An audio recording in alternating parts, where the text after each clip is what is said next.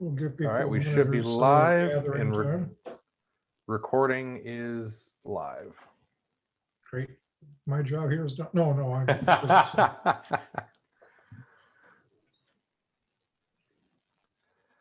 right, let's see. Oh, we've got a few people already joining us. Hello, everyone that's joining in.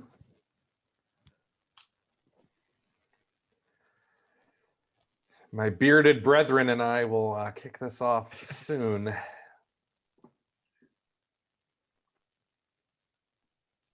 Yeah, they're coming in pretty quick now. Good, yeah. Good job. See, the nice thing about this format is, we don't feel guilty about starting on time, and that after they miss a few starts and a few sessions, people start to realize they actually have to be here. Yeah, I bet. After saying that, though, I think we can give them a minute or two. Oh, absolutely. Yep. Popping in pretty quick pace. So welcome everybody who's joining us. In this particular presentation format, we can't see your faces, but we assume you're smiling and happy to be here.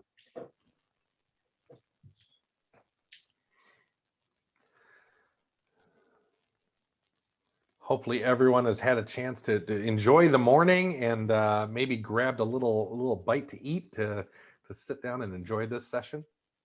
And maybe even walk your dog, like both Matthew and I have already had to do in between sessions. That's a worthwhile little segment. You know, while we're sitting here, allow Stuart and I to both apologize for everything that's going to happen in a live session. I didn't order anything for delivery today, but the delivery guy will show up. There's nothing to bark at, but my dog will bark. You know, a siren will happen. All those things will happen, and we pre-apologize and appreciate you bearing with us as any of those things happen. Yes, if we have a major attack by squirrels, I guarantee you'll meet my dog. They have been on the rampage lately. Well, you can't see mine at the moment because I have this nifty virtual background one of our volunteers made for us. But he's on the bed behind me and hopefully zonked out. So that's going to be the hope. Well, it looks like the pace of new people joining has slowed, so maybe we should, we're well below what had registered. I'm not sure if everybody's running late for lunch or if that's just a registration issue, but I would say whenever you're ready, I'll kick this off. Yeah, well, someone had mentioned in the chat earlier that the beautiful thing about this format, it was Nikki Jackson. The beautiful thing about this format is they can attend all sessions because you can go back and watch them afterwards. So, right. Yeah. So if you're interested in this and didn't get here, if we're seeing you later, welcome in the future. Wow. Yes. All right. Well, let's hope we can keep this momentum going here throughout the whole presentation. I'm going to kick off now. I'm Stuart Reed. Most of you have probably run into me one place or another. The Executive Director of Food Co-op Initiative. And I'm very pleased today to introduce Matthew Ruffy from the Chicago Market Co-op. I've had a chance to speak to him on a couple of occasions before this, and I think he's going to be a great presenter for us today. He's going to talk about their online market that they've put together in Chicago, and it's been a success on more than one level, including winning them the Innovator Award for this year's Up and Coming conference. So you're about to hear about an award-winning program from an award-winning presenter. And with that, I'll turn it over to you, Matthew. Well, thanks for putting no pressure whatsoever on that intro. My pleasure. Give me one moment while I share my screen. Stuart, you're going to be my test for me to make sure that you're seeing the first page there. Chicago Market Indeed. Goes Online with our. All right, beautiful. You have a screen. Beautiful. We have your screen. And then, in theory, it just changed on you. Yep. It's this is a beautiful. All right, this is a good start. This is a good start, everyone. Well, hey, thank you so much for everyone coming out here today, for joining this session, whether you're here live, whether you're joining us later. It's truly my pleasure to be here presenting to you.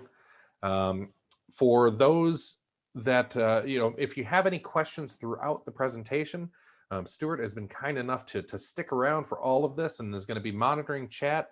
He and I were talking before. He'll interject a bit where it makes sense, or at the end, we'll definitely try to get to all the questions. I believe Dana, who is the vice president of Chicago Market Board, had noted in the chat that if you do have any questions that we don't get to, you can certainly email us at info@chicagomarket.coop, or within the Pathable platform, shoot me a note, whatever is easiest. I want to answer every possible question that's there, especially for those of you that are not live here today. If you have questions, still shoot them our way. So what are we going to cover today? I'm going to cover a bit of who we are, what Chicago Market Shop is. I know you're here and that's what the event is for, but you may not exactly know what it is. We're going to cover the needs, what we went through for the needs analysis, some of the challenges that we fought through in getting to here, as well as the opportunities. Talk a little bit about, we talked about the general overview of shop, but also what it is and what it isn't. How it's working today, what it looks like, some of the logistics behind it. And throughout, I'm going to share some of our learnings. And I think that may be the most important part of this. By getting into some of the learnings that we had throughout this presentation, or throughout the build of this and into the future, it's going to really allow you to get an idea of why you should do this. Or frankly, why you shouldn't do this. And either one of those is okay. I think some of the other presenters today had some really good, notes about staying focused, staying on goal, and we'll talk a little bit about that as well. I will warn you, the needs section is going to be a little longer than you think, but fear not, we'll get through it, and I think it'll all be good information. So let's jump into it.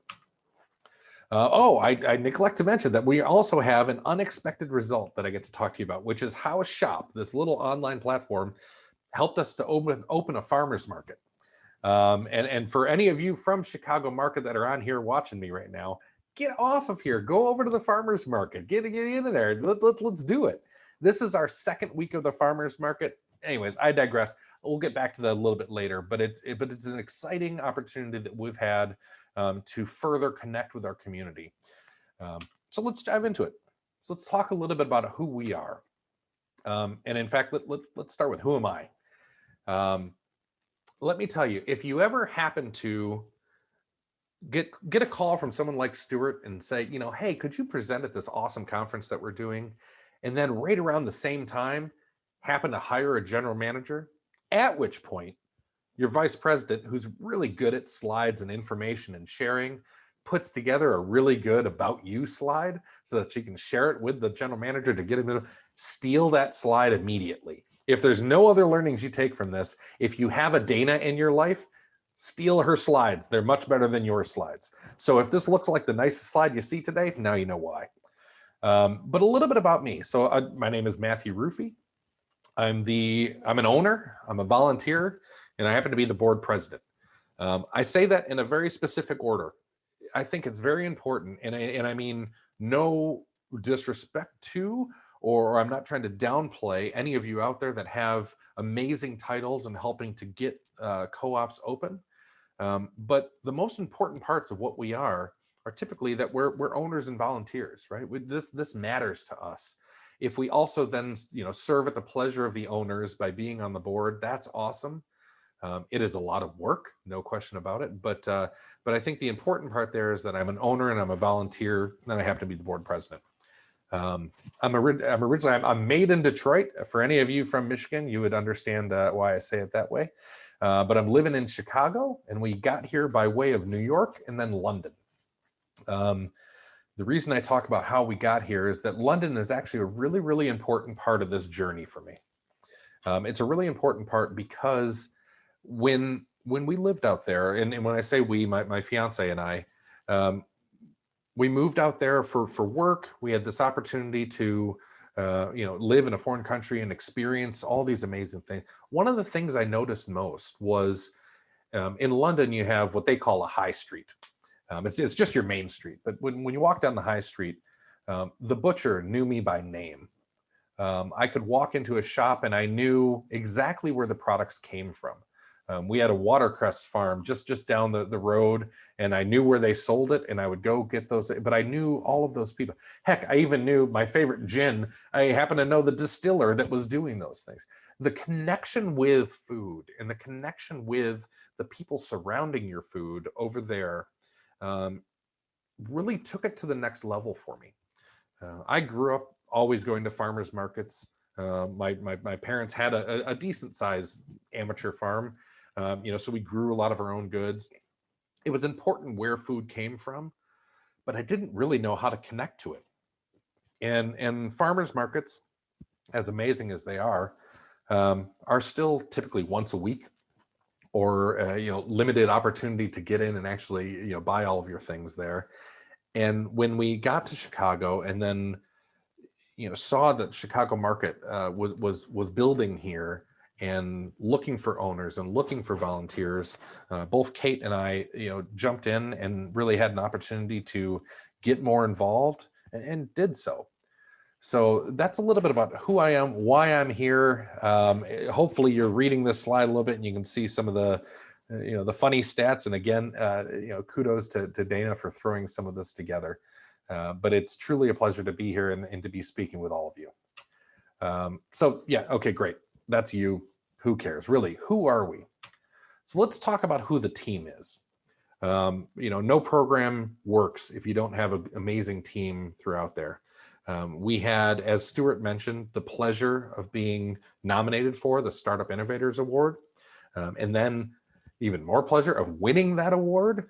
And we had a fantastic time where we got to talk to Stuart and accept the award, and we had a whole bunch of team members on there and some board members.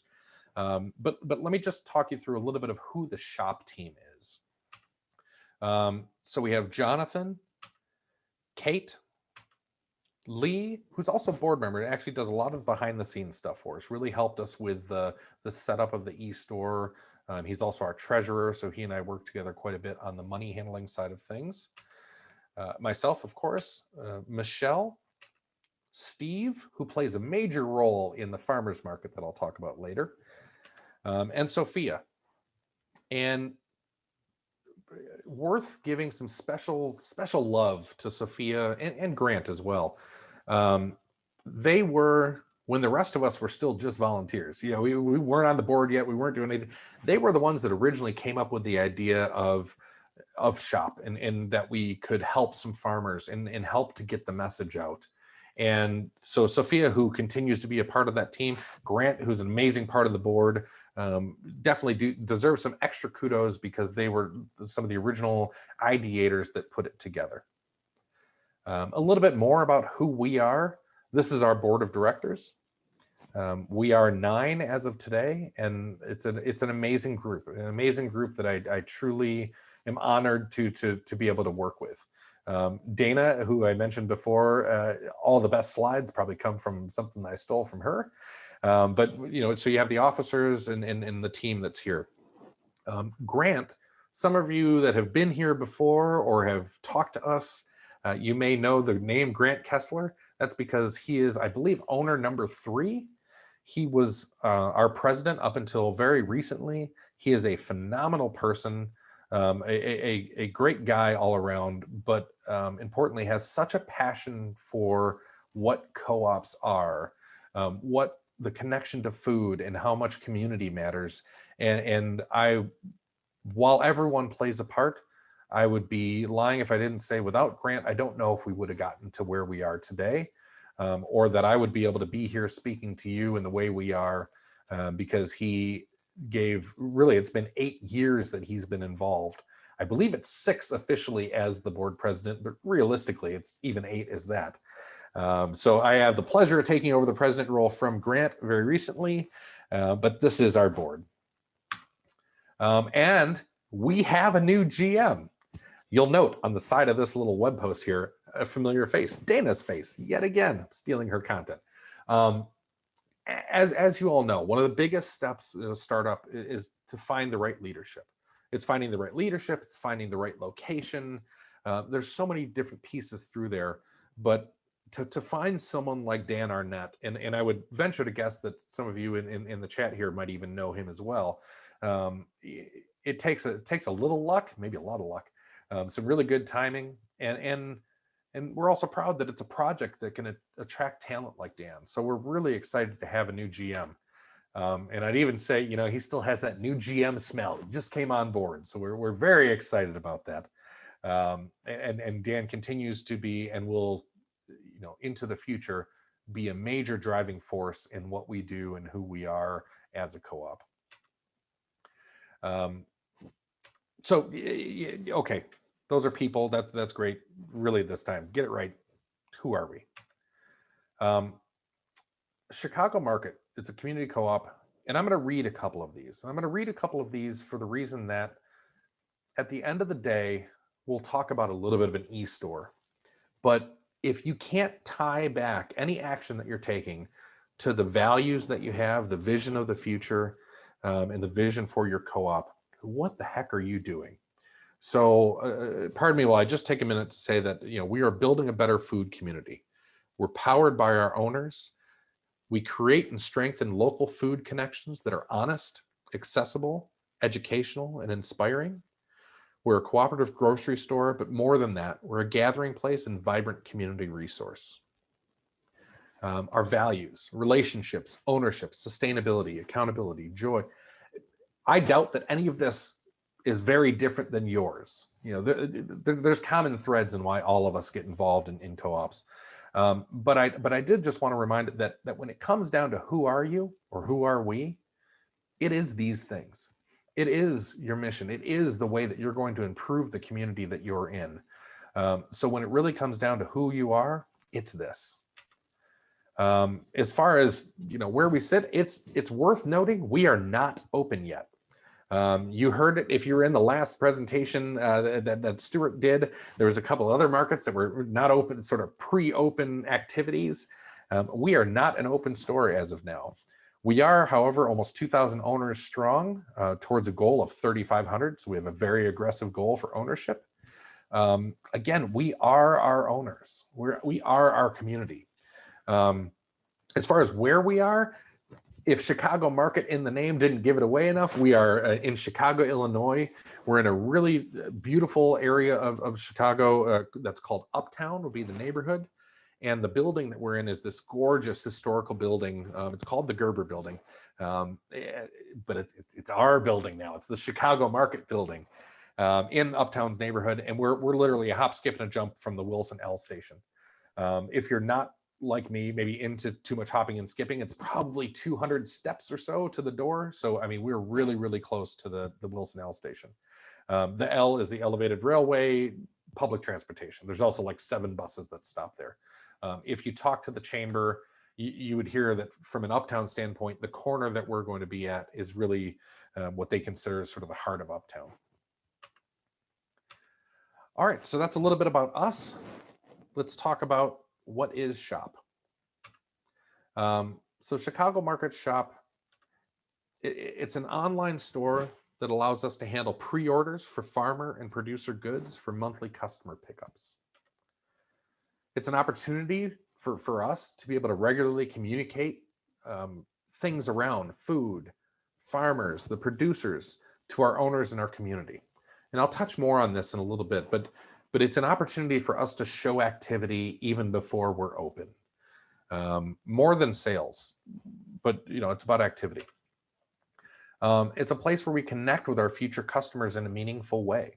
It's a place where, sure, we can sell some of those goods, but it's also just showing and giving us an opportunity to tie back to some of those missions and visions. It's an opportunity to dig in and let them know what we're going to be. It's worth noting here, what Shop isn't, it's not a huge moneymaker. It wasn't intended to be. And I will get more into that later. It could be, depending on the way that you want to do it. But I did want to, just as we get through the whole presentation, want to put in your mind that this was not built as a big moneymaker for us, so much as it was an opportunity to communicate and to talk to owners and potential owners. I am And I would say you probably have, I don't know, a 33 to 40% chance of a video playing correctly if you ever do it in a live webinar.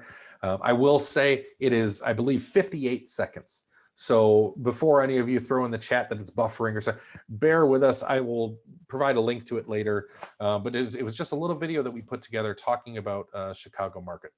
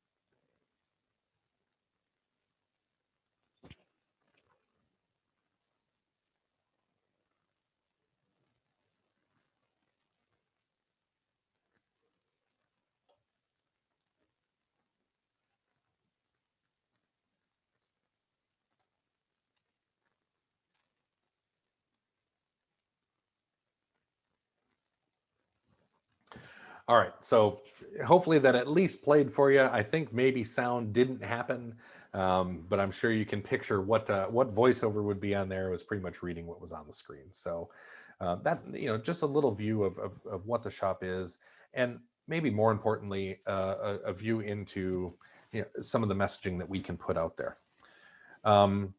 There is, and I apologize because on screen, I don't think you're going to be able to read this letter. There's a lot to it. And I apologize. I'm going to it'll probably take me 3-4 minutes to read this. But this really communicates what SHOP is in a great way, and why we wanted to be able to help farmers and connect with farmers. So just as a little history of this, on the first pickup that we ever did, the first pre-order, it was with this amazing farmer named Andy Hazard from Hazard Free Grains, or Hazard Free Farms, I apologize. And included in the box of the pre-order items that people have put out, she included this letter. And so I want to read it for you for a minute, because I think things like this help all of us to remind yourself why we're doing some of these things. So anyway, thank you for buying locally. Your purchase provides you with great food, but does so much more. You just supported the formation of Chicago Market, a member-owned grocery store. You just supported a woman-owned and operated business. It means more agricultural land is not being sprayed with toxic chemicals. This leads to healthier human beings and animals, a healthier ecosystem for all of Earth's inhabitants. Cleaner air, cleaner water, healthy soil. Thousands of plastic containers carrying those chemicals were never manufactured, filled, or shipped in order to be sprayed. They were never disposed of in landfills or by burning. In lieu of those chemicals, I purchased organic clover and planted in my fields, which means you're also supporting another organic farmer. The clover takes nitrogen from the air and puts it in the soil.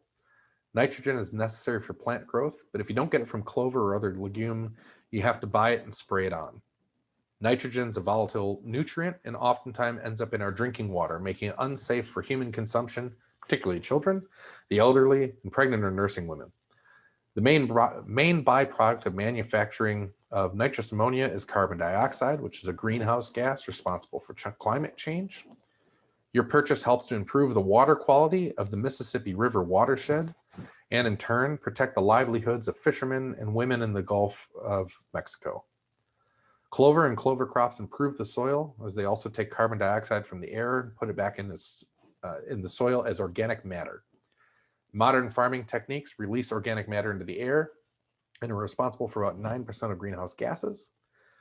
The income I receive from your purchase will go towards the purchasing wood from top-notch building supply in Pecatonica, Illinois. It'll help keep local folks employed and allow our little rural community to continue to thrive. Now that I have the wood, I can employ 2 craftsmen to build out the interior of my new milling facility. With the new milling facility, I can produce far greater amounts of flour and cornmeal to sell to more people, so I can transition more land from chemicals to regenerative agriculture. I'm working to close the loop on my farm, and this will allow me to install fencing so I can rotationally graze cattle, kuni pigs, and sheep. By the way, not in the letter. If you've never seen a Kuni Kuki pig, they are the cutest things ever. I think I have some pictures later in the presentation. These animals grazing in our fields will greatly increase soil nitrogen, carbon in the form of organic matter, and water holding capacity. Increased rain and drought from climate change threatens the health of our soil through erosion, which in turn reduces the carbon sinking capacity of the soil, the overall fertility and ability of soils to produce a crop during the erratic weather events, which are on the rise. Your purchase through Chicago Market means you receive local, regenerative grown food, the answer to all the issues surrounding climate change, agriculture, your health, and your community's health. If that doesn't, I think I choke up every time I even see it. If that doesn't remind you why we're doing some of these things, nothing will. And you know, so this is why we did shop. We did shop because we felt that we could help connect farmers even before we're open, even before we are selling products on our shelves. We felt that we could help, you know, improve the lives, improve the sales of farmers, and connect them to local owners, potential owners, community that may not have a chance to connect with them otherwise.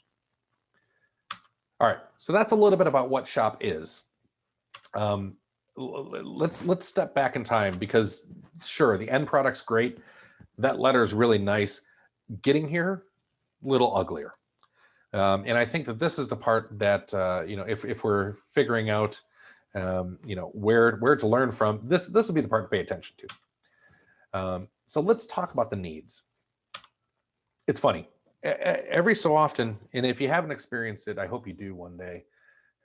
It's about every 7 blue moons when stars align, ideas come together, and you realize you have it. You don't even need to talk about it. You just know exactly how to solve a problem. Grant, the gentleman I mentioned before, had given me a call. I had been volunteering. I wanted to get more involved. I think I had expressed interest in running for the board and said, you know, I really want a program that I can dig my, you know, get my hands dirty on, and let's figure out a way to make a difference. And he called with this, and he said, you know what? Hey, you know, COVID sucks. It's hurting everyone. We can help our farmers. They need a place for CSA pickups. They probably need help getting fully subscribed. We have space. We can use it. You know, we have a parking lot. They can park in it. They don't even have to touch someone. Just open your trunk. The farmers can put the stuff in. It'll be perfect. We're going to get a team of volunteers together. Maybe you can lead the group. It won't be a ton of work, mostly logistics. And I mean, when you're having that conversation, what is not to love? This is high five city, right? This opportunity came about, and we just knew that we could jump on it. So you go into the needs, and we knew all of these things. We knew that COVID was impacting everyone in a bunch of different ways. We frankly weren't entirely sure of our future as a market. We weren't sure of the space we were going to be in. It was a tough time as a market, but we knew that we could help. And we knew that by helping, there was also the ability to show owners that, hey, we're still here. There's still stuff going on. And we just knew that the farmers needed help with CSAs, and we could offer them that space, get their message out a little bit. I mean, a win-win in the midst of a pandemic. Who sees those things? Again, you know, Blue Moon, we should have bought a lotto card that day. And that's all really great. Other than we started to call our farmer friends. We reached out to a large group saying, you know, hey, the biggest problem probably just going to be scheduling. So let's get a bunch of farmers, find out where they're doing the CSAs, and you know, we can facilitate stuff. And that's when, pardon me, the oh shit moment happened. Needs become reality, and real quick we start realizing that they didn't need help in this way. They were way ahead of us in pivoting, even during a pandemic, which is no surprise, by the way. Farmers are amazing business people. They really are. They know how to, you know, work through droughts and floods and pests. They are amazing business people. And I think they actually don't get enough credit on that front. I don't feel like we were underestimating, and obviously I'm saying some of this in jest. It wasn't quite as easy as the call that I laid out there, but they were well ahead of us. They were fully subscribed on CSAs. They didn't really need a marketing push. In fact, one of them said, please don't say anything. I can't take any more people, but I don't want to turn people away right now. And they have tons of places to do drops. There's no schools going on. Half the business parking lots are everywhere. No problem. And that's great news. It's the weirdest type of news you'll ever get. If you ever called a friend thinking that you're going to help them with something, and you find out, nope, they're good. They don't need that help. It's wonderful. You're happy. That's good for them. But as far as us volunteers calling to make these connections, we were then calling each other a little bit dismayed, heck, even maybe a little depressed. We wanted to help in a certain way. We thought we could help in a certain way, and we found out it wasn't needed. So, hooray and disappointing all at the same time. So here's lesson one. And maybe it's whenever you start to think you're in the midst of a perfect cycle and blue moons and stars have aligned and there's kumbaya moments. You don't know. You don't know Jack. I found this out the hard way, and it's okay because we learned it, and I won't make that mistake again. But I'm going to toss this over to you to say, if you think you know, you just don't. So we then went into what we should have started with, is really a needs assessment. So not calling with the solution in mind, but calling to just find out what those problems are. So, we get back on the phones, we talk to our farmer friends again. It's like, hey, so the CSA help that we were offering, it really isn't needing. That's great. We're so happy for. What could we help with? Where are there needs that maybe we could help to dive into and see if we can find something that we can do. And we start to hear things like, well, the restaurants are closed and a lot of them bought in bulk. It's hard for me as a farmer to actually package up all these. These CSAs are amazing and they like them, but it still takes manpower to actually package up each one of those boxes. If they could find someone that could buy in bulk, that would be great. And then, beyond that, if you could just buy in bulk and then repackage for me and sell it in your store, even better. And that makes total sense, right? And so we got back together, and here's our new needs, right? Some of them are the same. We still know COVID's hard. We know we want to help. And the local farmers that we talked to were giving us this type of feedback. Some even said, hey, if you have some cooler space that I could use in Chicago, that'd be helpful because I used to use it at this restaurant. And that's all great information, except one little issue. We can't help in that way. If you remember a point when I was explaining who we are, we're not open. And in fact, we don't have a storefront that we could be selling a whole bunch of goods at. Repackaging is a little tough. It's a lot tough, actually. And we don't even have running water in our space to wash your hands before I could repackage something. We don't have any coolers. I only have about 2 plugs that I can plug maybe some Christmas lights into. This is really, really difficult situation, especially when you're hearing that this is what they need. So, cue the volunteers now getting together again and these calls of saying, oh, I heard all this different stuff. And we can't help them. And that sucked. It just sucked. There's no way of getting around it.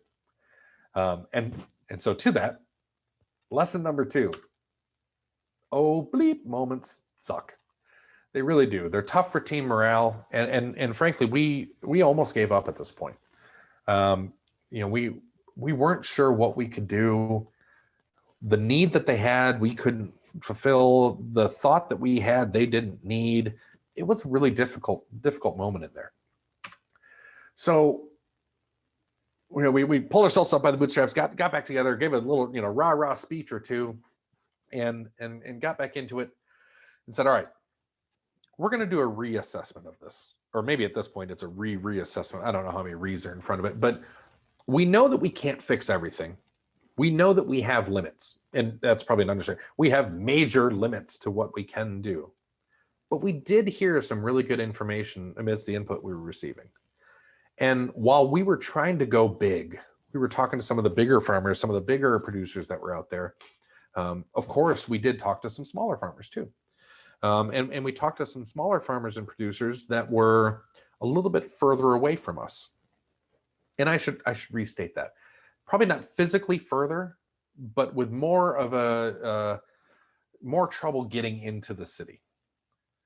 So again, you know this slide, back on the phones, we're back calling people, but we start to dig through to find out, okay, for those stories that we started to hear, how can we go a little bit further on that? So if you didn't have easy access to Chicago, something like delivery cost of your goods would probably be really prohibitive at small volumes.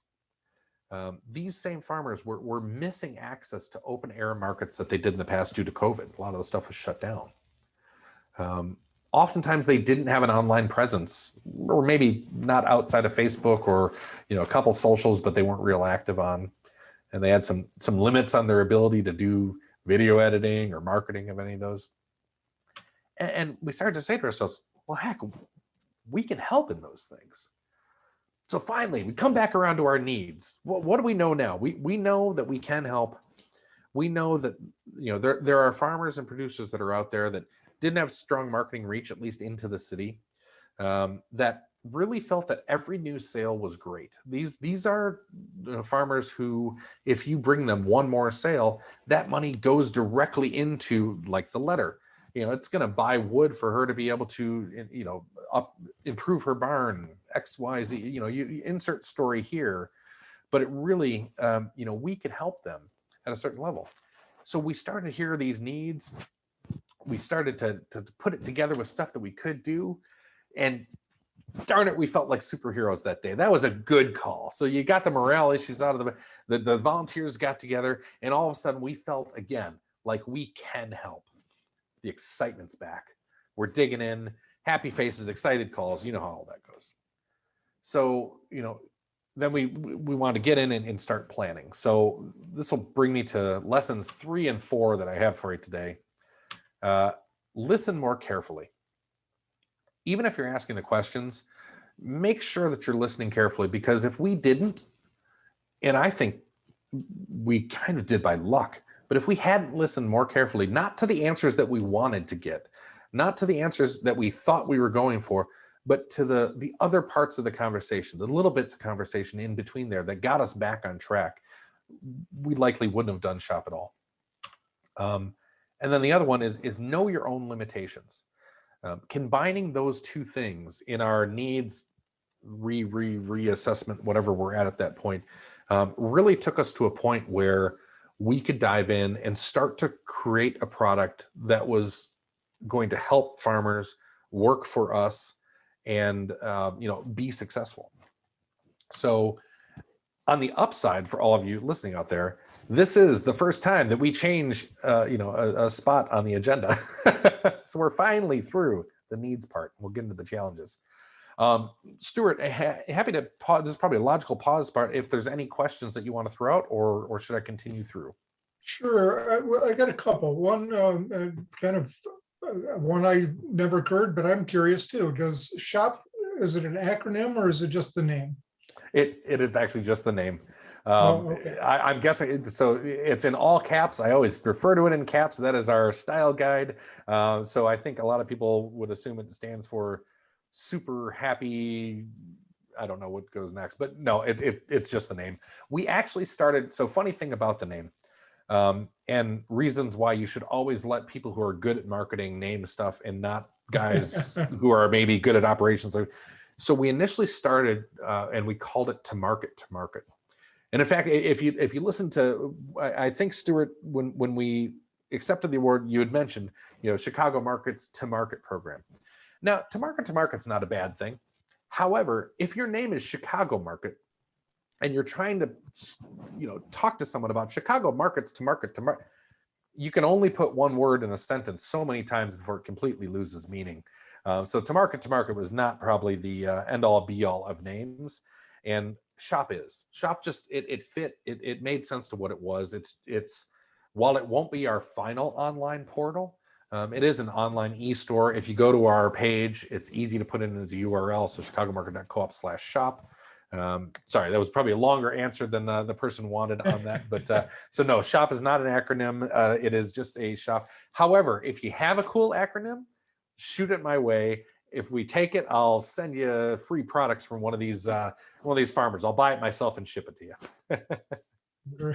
There's an offer, folks. Come up with that acronym for them. One other question is on how you went about ensuring that your materials are all ADA fully compliant and serving the needs of people with different abilities. For example, is everything screen reader friendly? And I mean, because it's an online approach, I mean, would somebody be able to get full access or not? That's a fantastic question. One that I am going to do a mediocre job in answering, but I can follow up with more. For certain efforts that we've taken, so whenever we try to put out marketing material, for instance, the video that was up, hopefully at least played well. You know, we're trying to add captions to things for any images that we put out. You know, on Instagram or Facebook, we're trying to use the alt tags and alt information in there so that if you can't see it, there's other ways that you can be described to you know, what we're trying to show. From the standpoint of our website itself, we're a little bit more limited in the tools that we're currently using. The reason I say it's going to be a mediocre response is because I don't know well enough the answer that I should know to this, which is, does our site do enough? I'm going to venture to say it may be falling short there. And I appreciate the question because that's something that I will bring back to the team and we'll take a look at. But from the standpoint of materials that we put out, we are trying to be cognizant of that. I will fully admit that being cognizant of it, we're probably still falling short, but at least, you know, not that trying is everything, you have to be doing, but we are trying. We're trying to be aware of that and dig into that. So hopefully that helps a bit. Yeah, great. And we have 2 suggestions so far for your acronym. Super happy opportunity to purchase and serving happy organic producers. Ooh, those are 2 good ones. All right. Well, the window of opportunity for any further submissions is still open. But anyway, thank you. And I think that's all I've got right now for questions pending. Excellent, sir. Thank you so much. And for those that have put in the questions, please continue with those. And to the person that asked about the ADA compliance, I'm sure I will see it later in the chat, and I'll reach out to you because I think it would be really interesting. In fact, I believe I'm going to make a guess that you might have been even the presenter for, if not on the presentation that was given yesterday that my wife or my fiance was on, and she found very, very enlightening. So anyways, I will tie back into you and thank you for asking that question. It's great. So we finally figured out our needs. Finally, reassessment time, and we figured out what was needed. And then, you know, oh crap moment number 2 is, oh, well, now we know what they are. They're quite a bit different than what we initially thought we were going to do, which was going to be pretty easy from our standpoint. So it's time to get to work. So here were some challenges that we had. We knew, as I said before, we can't really handle or repackage food.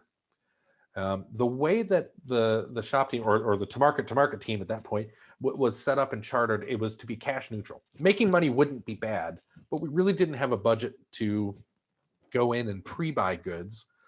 So things like price breaks or, you know, buying in bulk to be able to drive down price, that's out. We are now talking to some farmers that are a little bit further away from us that don't come into the city all the time. So we have to figure out a way to get their goods to us. Shipping is pretty cost prohibitive when you're talking about a, you know, $5 jar of honey, which is fantastic, but it's going to cost you $5 to ship, and all of a sudden it starts to become way too pricey for what it would be. At the time of this, so this is mid last year, we're getting deeper into lockdowns as we're trying to make the progress, and people in Chicago are worried. So we're trying to think through, how do we do this with with limited touch. All of those things become real. Sorry, I just dropped something on myself. We have limited online e-store capabilities. We use a tool called Nation Builder for our website, and it's a good tool. It does a lot of things well. It handles events pretty well. You can RSVP and do some of that stuff. And our man Lee on the back end had found ways to make a RSVP to an event look like a purchase, and so we have this sort of backwards way of getting to an actual sale. And some of these things are starting to feel like, oh crap, sure, we got the needs, but these feel a little bit impossible. With no budget, how do we upgrade our e-store? Does that even make sense? The shipping delivery costs, that's a toughie. We have a small team with real limited time resources. I think at the time we had 7 members at the time, but only really 3 were able to commit outside of a weekly meeting for an ideation session of sorts. And then there's the question that's always going to nag you whenever you're doing something new. Will the community like this? Will our owners come out and buy if we tell them about it? And then frankly, does it fit within our values? We went back from what we thought was a pretty easy use our space and just facilitating something to all of a sudden being a sales tool. And we have to think through all these things. So we got ourselves, caught in the challenges, and then we were trying to weigh it out to say, well, what are the opportunities that are there? And do the opportunities, are they big enough that it's worth getting into? And I tell you, opportunities like this, even with all the joking I did at the start about the blue moons and thing, they don't come along that often. An opportunity to be able to communicate with your community, to show action in a space that all of you that have done a startup, is really, really tough. They're just not there that often. And yes, the opportunities are going to outweigh the challenges and the risks, and we're going to get into it. So here are some of the things that the team came up with, is that we have amazing access to products from these farmers and producers. We have a huge owner base and of owners and community members. We had a pretty good email list at this time. We have some good follows on social. Our read rates are actually pretty high on any emails that we're sending out. Frankly, even some of the owners that may be the ones that are criticizing us for not having action, not things going, we feel that those vocal owners are also going to be ones that if we give them the opportunity, we'll jump right onto it. Thank goodness we ended up being right at the end on that one. But that's an opportunity to be able to talk to it. And then we had there's this gentleman named James who's now on our board as well, but had been a volunteer and was digging in with events and finding ways to do online events, to learn how to cook this or mix this drink or grow these greens. And those are events we still do to this day and have been real successful. But we start to think through, well, farmer products, what if we could cook with those? What if we could, have it in your hand and then have an event the next week where you're going to make the cornbread that you just bought the grains for? And so those are huge opportunities to be able to dig in and to find ways to get owner engagement and community engagement, to hopefully convert to owners and to just feel good about what we're doing. So we're pretty pleased with the opportunities that are presented there. However, as we're weighing all these things out, I would have to admit that we continued to get stuck, and this became very, very slow because, and I'm one of the problems here, kept getting stuck into the, but what if this, if this could happen, then X, Y, or Z later on. What if we price honey at $5, but it's going to be different on our store shelves? Did we just, mess up our entire sales? We don't have a GM yet at that point. Now we do. We don't have a GM to be able to set these prices. Is it even our position to do this? Are we I could list this all day long, all the arguments that the group came up with, and me included, and we put ourselves into full analysis paralysis. If you've never been there, I hope you never get there. It is really, really tough to get out of. But we had to take a step back and reset our own expectations. And once we did, once we drove through those stuck moments, we were able to actually launch in just a few weeks. So let me tell you a little bit about what we saw as the aha moment, or maybe just the revelation of what it could be. As we were talking through this, what we realized was doing something pre-open does not mean that it defines the store that you're going to be. It doesn't mean that you can stray from your values or your purchasing values or your goals or your mission, but it's okay if it's just a pop-up. It's okay if it's what do we talk about? Pandemic pop-up, a pandemic pivot, whatever. If you're a Jeopardy person, whatever alliterative P word you want to put out there, it's okay if it was just that. I think the other realization that we came to was we could do this without having to pre-order, to pre-buy. We can find ways to work through that. And so from a risk standpoint of using owner funds and using owner dollars, it's extremely low. In fact, I think we did the first one without spending even $1. We also realized it doesn't have to be forever. If it works a couple times, we were getting close to the holidays at this time, or looking into the holidays of 2020. And if it was just going to be that'd be okay. We would still make a difference. I'm going to remind you, these farmers are now talking about every sale matters to them. They've lost out on being able to sell at farmers markets. If we could put a few extra dollars in their pocket, that matters to them. That goes to their bottom line, to them eating, to them being able to feed their animals, whatever it may be, but it makes a difference. And we also realize that the farmers are so passionate about what they do. If we can get them to talk a little bit, that provides immediate inspiration when you can get in front of people. And by the way, those people that are going to listen to one of those videos or read that letter, which, by the way, at that point, I had no idea would ever get a letter that awesome. I really thought we'd just get 15-minute snippets of a video or something. But still, seeing a farmer talk to you and talk about how it makes a difference makes a difference. People that are going to be your co-op owners are people who care about local, connected, sustainable, good, tasty, brings joy. The list could go on and on. But we're realizing to ourselves, these are all things that we can bring forward. And even if it's done for a short while, this is something that can make a difference and can really be good for our co-op, for our community, for our farmers. And we like that.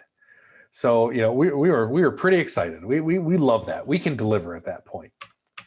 So lesson number 5 that I'll give you throughout this process was, don't lose sight of your goals. We got into analysis paralysis because we got so worried about something that might happen a couple of years from now, when that same honey is on the shelf, that we stopped remembering the first call. If you rewind all the way back to that first call, forget whether we were wrong or right about a CSA need. The first call was about, we're in a really crappy spot with COVID. It's hurting a bunch of people. We can help. And then selfishly, we're at a kind of crappy spot with the market. And we need to show some action to our owners and to the potential owner base. All of these things can help. And as a team, we lost a bit of focus on that. And kudos to Dana and Grant and Sophia and the legacy board for helping to drive us back down that path and let us get out of analysis paralysis. Stuart, just in case, so I'm going to jump a little bit into, a lot of that is the building up of all the learnings that we had, the needs we went through, some of the mistakes we made. And I'm probably going to talk for about another 10 minutes just on how the shop works today, some of the logistics of things. But this is probably another decent stop point if there are questions building up. If not, no problem. Or if you have any questions, Stuart, feel free to ask yours too. Well, I just want to pass on a thank you from the. I don't think. Well, I won't mention names just in case, but it's public. It's already on recorded. So it was Nikki who asked about accessibility, and she appreciated your answer. Thank you, Nikki. Thank you. There are a lot of disability advocacy groups in Chicago you can reach out to. So I'm sure she's. It sounds like an offer to me to help you with locating those if you need them. Boy, I'll tell you this. We will take you up on that offer. I do think that we know a few of them, but I guarantee we don't know all of them. My wife and I, by the way, I always call her my wife. We've been together for a long time. We've been engaged for a long time. It's just kind of our thing. So if I go between the two, it is the same person. I promise you. Your wife and your girlfriend aren't both listening, I hope. Kate, just to be clear, Yeah, you know, okay. we both you know talk about the fact that when you know better, you do better. It's been something that through a bunch of businesses I've had and in different experiences, whether personal or not, you know, when you know better, you do better. So I will absolutely take you up on that offer to know a little bit more.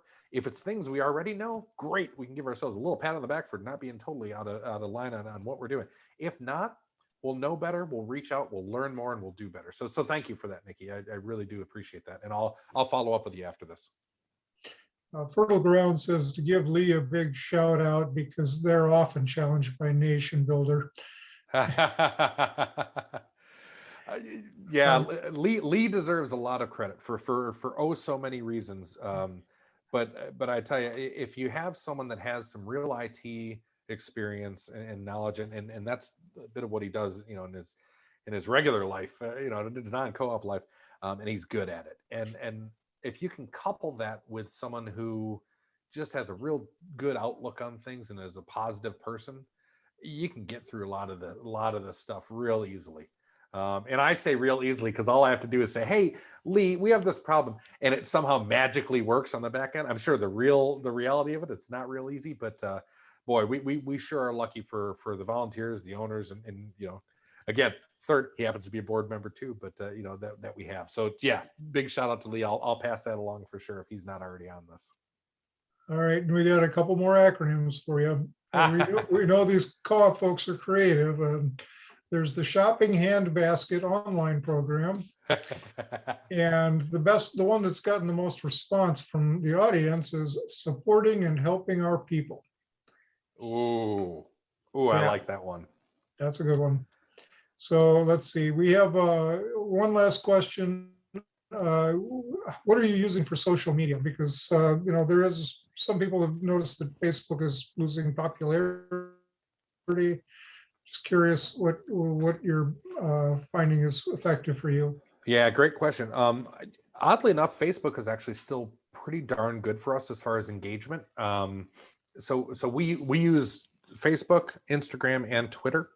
I would say Twitter is by far our least engaged social media tool or platform, rather, not tool. Instagram seems to be more and more.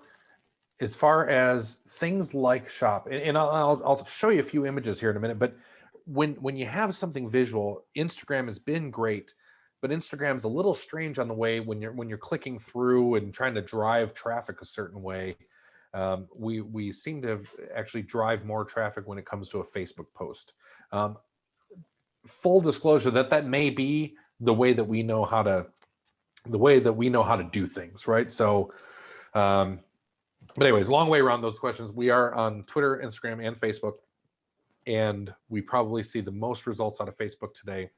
We have both a Facebook page, and then we also have an owners group that's specific only to owners. You have to apply to, you know, get access to that group, and once you're an owner, you are. And we have some real good feedback there. That's also a good community where people will just ask questions and throw things out, whether it's co-op or not related, and we certainly support that.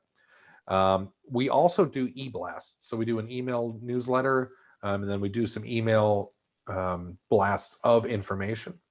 And I would tell you, of the things that surprised me most getting into shop was when we send an email blast, that is typically when we see the greatest increase in purchases. I really would have thought it was social. And so it may point to us being able to do better on social, or it may point to that our current owner base and people who have signed up for emails are actually very active in their email. But anyway, so long answer to a short question, but hopefully that answered it. Well, I think one of the things I would like to say about your email blasts is that you do them well. I mean, I'm signed up on a lot of co-ops email lists, and some of them are much better than others. Yours are among the better ones. And we use them also. So I do think that it's an important tool, but that has to be done well if you expect people to open them and read them. So. The other thing that I was a little remiss in missing here is that we do and are starting to do more with YouTube. Not quite a social, not in the same way, but for things like, and I think I mentioned it earlier. If I didn't, I should have. We're doing this series called Meet the Makers, and so we've done some videos with the actual farmers where they describe who they are. I think we're going to do one soon with a company called Bitter X Bitters, who's just a fantastic person, is actually an ex-husband and wife.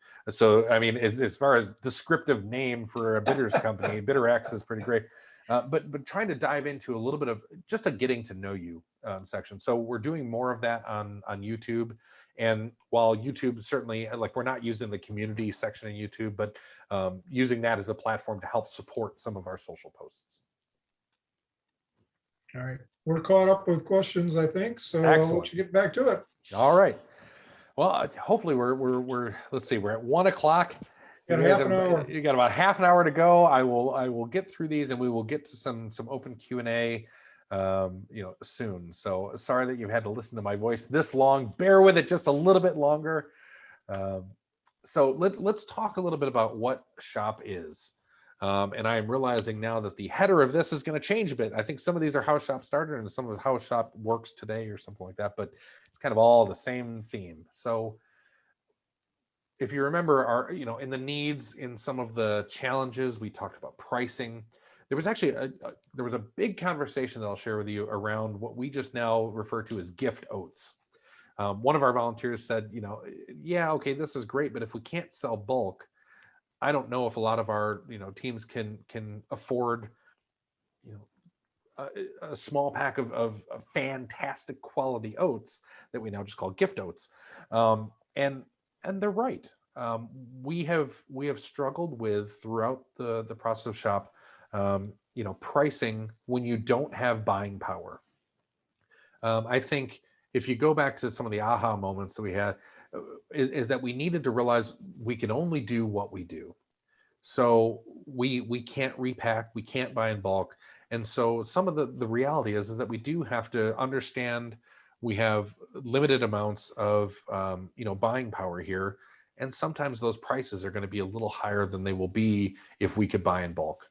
So that was okay. But we did, as we started to get into this, we started to try to turn challenges or into opportunities. And I don't want to sound like we're spinning it, but we're trying to change our thinking.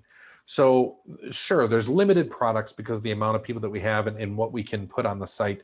But if we talk to the farmer and say, all right, well, why would you put these products together?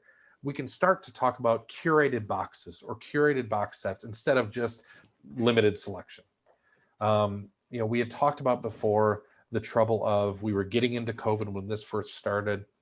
What are we going to do to make this low touch or no touch? So for our first couple Shop deliveries, and by the way, we're doing a monthly pickup now, but for our first couple, we actually did delivery.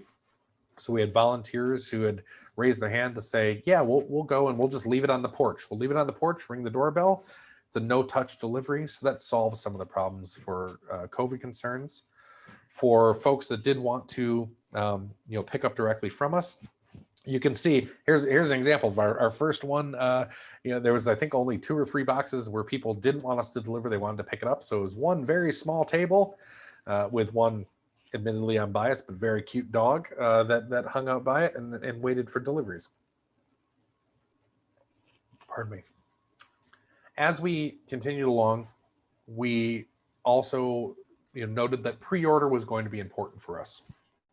We didn't have a budget as we talked to, or we didn't want to put a bunch of money against us, and so pre-order allowed us to really solve all those budget concerns. As far as delivery prices from the farmers, again, we went to our volunteer base to say, yeah, it's going to be a few hours of driving, but you get to go hang out with a farmer and go, meet some amazing little kuni pigs, whatever the draw may be. But actually to go out and pick up the product saved us a lot on, actually looking at delivery fees. Pardon me, I'm going to sneeze. And I hit the mute button in time, so I'm proud. Well done. But so we were looking to our volunteer base to find ways to help us to get through some of these problems or some of these challenges. After our first delivery only orders, we did start to open it up to do the in-person pickup. We reached out to the people who were buying, got their feedback, and the feedback was overall very, very positive about coming in, so long as we could work with distancing. Now, I will say this is an area where we are extremely lucky as a co-op. If you look in these pictures, this big vast open space that's not built out, that will be Chicago market. But as of the moment, it is a 13,500 square foot open space. So when you think of distancing, yeah, that's about as distant as you could possibly want to be, even for an indoor space. So we were able to, even fairly early on, have a very, very comfortable setting for volunteers and those who are purchasing to be able to come in and do the pickups. We started to, as I mentioned before, we started to tie things in with our events team. So for one of them, they did two different bakes. One was cornbread and one was an apple crisp, where we actually included in the boxes that you got, not the apples, but all the products that you needed to make those were included in a I believe we called it a harvest box at the time, and that was tied directly to an online event. And we did that for a couple different events, and that really gave us another way to engage with customers, to engage with owners, and importantly, to engage with non-owners. So our reach started to get outside of just our owner base. And while on the first order, we only saw owners buying, by even the second and third time through, it's not the biggest percentage, but we started to creep towards, I think it was 25% of our total sales were from non-owners. We took it a little bit, to the next level. And again, the events team was putting together some very limited pop-ups. Again, thank you, COVID, but some very limited pop-ups. And whenever something was going to happen, we tied it into having the shop pickup also be on that same day, so that you could come by, pick up our product, but also see other local products that were going to be available. These beautiful flowers were one example of that. And this was right around Thanksgiving, so you could have a wonderful centerpiece for your table.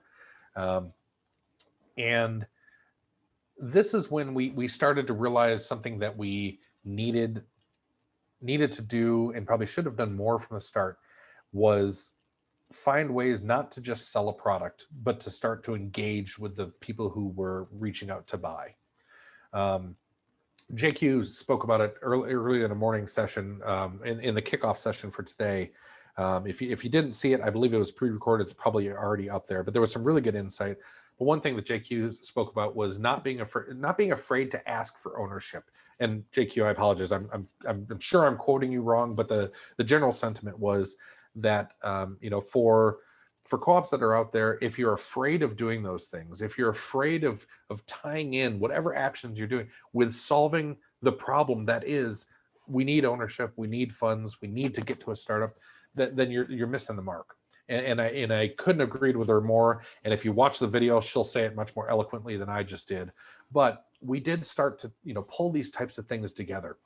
When you pulled events and you pulled social media posts and you pulled product sales all together, it afforded us the opportunity to do exactly what she was talking about, to actually get out there and talk to people about who we are and what we're going to be, to start to ask for ownership, to start to offer even just sales of our own merch. If you want a water bottle, the simple things that if I look back now, I shake my head and said, yeah, why didn't we do that from the very first one? But we didn't, and that's okay. And hopefully anyone listening here that's going to do something like this, now you don't need to go through that far. Start with all of those things. Tie in as much as you can so that you can maximize your engagement. As we continued to grow, we started to talk to the farmers about actually giving us some additional product that we could sell on the day of. So day of sales now have actually sometimes equaled the pre-order sales. And because we're tying it with events, we're starting to tie it with open houses. There's people who didn't even know about Shop that are coming in and maybe buying a lotion bar or buying some honey, buying creamed honey. My goodness, if you've never tried creamed honey, find a local provider that gets that. It's a fantastic thing. We tried to, just pretty up our setup. So we have some brochures. Why not put those on a table that also displays the product? You'll start to see that we start to have more things out instead of having it all in boxes. We actually put the product out so that when the people came, we now put their name next to the product. So they walk in and they see, oh, that's mine. And I get to grab that and pick that up and interact with some volunteers. And we talk about a duh moment. We didn't have a sign up that said this other stuff was for sale. We didn't have a price on there. You had to interact with us. And if we remembered to try to upsell you, great. But sometimes we were just so busy handing product that what a stupid move. Something I totally missed. I take full blame on that one. Don't make that dumb move. Learn from us. If you have any extra product, put a sign up that features it, that talks about the pricing. We still have our greeter that's there as often as possible. That's a dog. But setting that aside, we started to try to be a little bit more cognizant of how we laid things out. Make it a little bit prettier for when people walked in. We started to get some people that took pictures of it and would share with a friend. We still try to tie it to events and themes. This was right around Valentine's Day. We had connected with an awesome chocolatier who did some boxes that were specific for Valentine's Day. And then the next duh moment, why not tie it into an open house? And this is a James and Grant came back and said, gosh, we have an opportunity. These people are walking through, they're picking up their product. Why don't we also have owners who have, bought and maybe not even seen our space that haven't picked up their owner tote bag that you get when you get to, buy ownership, have them come in. So here's an owner picking up the tote bag that he then gets to fill with the product that he just bought, or maybe bought something new while he's there. Then we figured out it shouldn't be us doing everything. We need volunteers. I mean, boy, is that not a dumb moment too? The board can't do everything. You have to get some volunteers in here. So all of a sudden now we have volunteers that if we can't be there on one day, they're there. They set up the tables and they are excited about this because all of these things tie back to the excitement of what the co-op will be, right? Your owner or someone who buys gets to see action. Someone who wants to volunteer, give them the opportunity to volunteer, especially in the startup phase. There's so many times where it's all back of house stuff. It's the things that maybe aren't so sexy. But being able to come out and set up product or go visit a farmer or talk to a producer, these are great things. I would be a bad son if I didn't throw a picture of my mom. So on the right-hand side, that's my mom. Her and my dad came in from Detroit and they bought ownership and they donated for a thing. So that's my mom picking up her owner bag over on the right there. So that's what it became. And that's what we went through beyond just that initial needs analysis. That's a little bit of the story of how we started with a ticketing system that we somehow managed to get into an ordering tool into a tool that we're using now that allows us to have an online space. If you want to check it out, chicagomarket.coop/shop. With or without caps works fine. We're going to figure out a way to make this contest worthwhile. We're going to come back with these names and do that. But all of some logistics of what we do, just so that everyone knows. All of our items are posted online. We work with the farmers and producers to work with costs. We try to match the costs that they produce for. So if it's on their site, we try to match that same cost. There are some processing fees from our side. Typically, there's also processing fees on their side. So if we've taken out the costs from their side, it's worked out pretty well where we've been able to, move it over and still be at the price. So from a purchaser, they feel like if you showed up at the farmer's market, oh yeah, absolutely, I'm getting this amazing product from this farmer out in Pecatonica that I wouldn't have been able to get to in Chicago. We round up to the nearest dollar or 50 cents. And that's only because it makes day of sales easier to manage. So do it, don't do it, but just as a thought. We put everything out on the site. We also do social media. So this goes back to that question from earlier. So, we're posting stuff on Instagram, we're posting stuff on, Facebook and Twitter, but we continue to highlight the products. I will say, try to keep it short and sweet. We probably even get a little too wordy here sometimes still, but keep it short and sweet. Visuals sell. Our newsletter does pretty well. But so we're continuing to push out this product. There are two really good things that happen by pushing stuff like this on social media. One is you're pushing the stuff that you need to, push for these farmers to sell anyway. Two is it helps you to, work better within the algorithms of all these crazy social media platforms. It helps you to start to become a place that's active for people who are watching you. I can tell you, in my opinion, the only thing worse than not having a social media account is having a social media account that's completely stagnant. If you're not going to put stuff out there, honestly, take it back off, take a pause. It's okay. You're better to not have it than to have something there that makes you look like the last thing you posted was 2 years ago. So this gives us the opportunity to kind of continually talk to those that are following us. I just want to tag on to that last comment that if you're not communicating regularly to your members, whatever platform you're using, their assumption is that you're not doing anything. Mm-hmm. And your assumption might be, well, we don't have anything that exciting to report. You've got to make it happen anyway. Otherwise, you're just putting out the message that we're not doing anything, nothing's happening, maybe this thing's dying. You just don't want that to happen. So keep it active. Stuart, if you saw the notes on the slide, I mean, your talking points just nailed exactly what I was trying to say. So thank you for that. In addition, so we also on our actual shop page, and feel free to go take a look at it and just see how we're doing things. But we have a little snippet about the farmers themselves so that people can learn, because that's one of the things we want to do. We want to connect and we want to educate, but that also helps you to understand why that product is so great. So we tell a little story about it.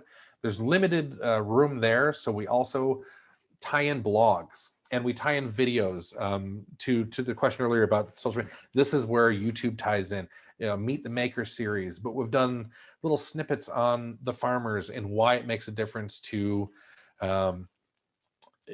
actually buy from these individuals, these amazing individuals that are there. So let me go, if I may be so bold as to give you a couple notes today, or here are some takeaways if I'm walking away from this that I would give to you, and then we can dive into any other questions that are there. First one would be, do not lose sight of your main goal. And your main goal is opening a store if you're in the startup phase. If you're in the open phase, it's a different goal. It's keeping the store. There's a lot of different, but whatever that main goal is, don't lose sight of it, no matter what you do. And if you're in the startup phase, your end goal is an open store. Anything less, you're failing. Don't let this make you fail. You have limited resources and organizational capacity. This will take up more than you expect. So, be cautious of that. If you let it, things like shop could easily distract you from the real goal. Owners and potential owners will get tired of waiting. Help them out. Stuart's point before about, if you have an inactive social media page, they think you're doing nothing. We all know there is endless amounts of work that is happening behind the scenes whenever you're doing co-op things. It is not real sexy to be talking about the lease negotiation that you're going through to determine whether section 1.1.7 should say the or they, like that. It takes up a lot of all of your time, but it doesn't really matter to your owners. It shouldn't matter. It's not sexy to talk about. It's not exciting. For the one lawyer, or if our guy Anthony is on right now, I'm totally lying. It's the sexiest thing ever. Say aforementioned, you have my heart forever. Nothing better than contracts. For the rest of you, that's not the exciting thing to talk about. So something like this can give you the opportunity to be active in a space like social media. And to Stuart's point, to breathe some life into that. Do not get caught up in the need for perfect PR and beautiful messages. I will tell you, one of the highest interactions that I've seen on some of our videos was taken from a cell phone, which, you know, you want horizontally. Of course, it was vertical. And the person literally got our name wrong. And it's one of my favorite videos. I love it. They say it wrong. And trust me, have fun explaining that to your marketing team as to why they should put that one up when it has your name, because it doesn't matter. Trust me on this. Real messages from real people like farmers are more impactful than anything that you or I will say. People want to connect with their food. They want to connect with these farmers. It makes a difference. Listen. Do a needs assessment. You don't know Jack. Even if you're right, even if the assumptions that you made were totally right, still reach out and listen. You might just prove that your answer is right. You might glean some additional, elements of stuff, but get out there and listen. We're starting to do volunteer listening sessions because we realized, we do everything and you get a little siloed, right? The shop team doesn't necessarily talk to the capital campaign team or the farmers market team.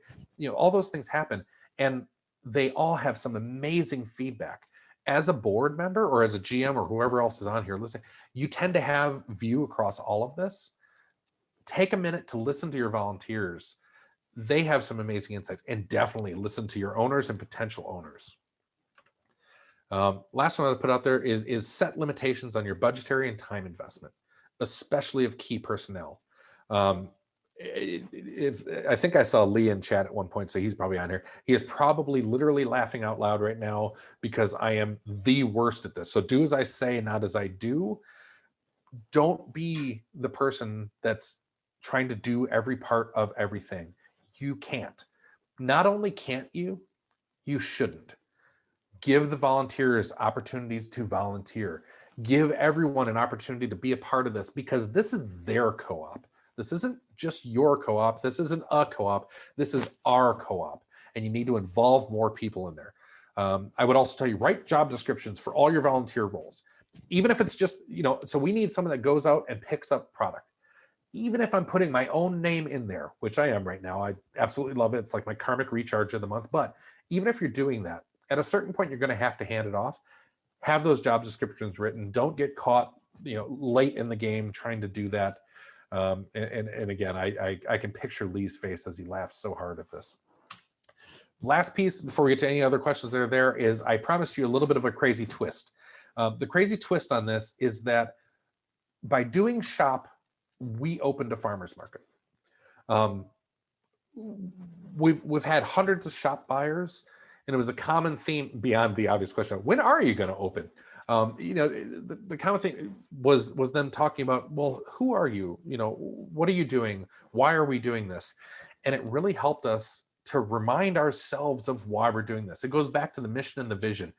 To have better access to amazing food, to connect farmers and producers with customers. The list goes on. And I'm sure each one of you has your own list of reasons why you're starting the co-op.